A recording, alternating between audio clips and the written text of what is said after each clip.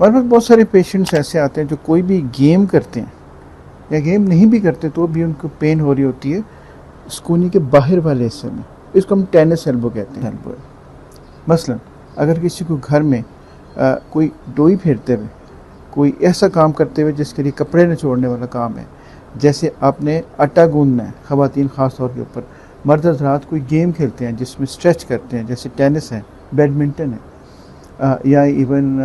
والی بال ہے، بیس بال ہے، جس میں آپ کو اسٹریچ کرنا پڑتا ہے. اگر آپ کو پتہ لگے مجھے درد شروع ہوگی، اس کا مطلب ہے کہ آپ ٹینس ایلبو کا شکار ہو سکتے ہیں. کوئی ایسا کام جس میں آپ کو گھمانا پڑتا ہے، جیسے اسکرو ڈرائیورز لوگ یوز کرتے ہیں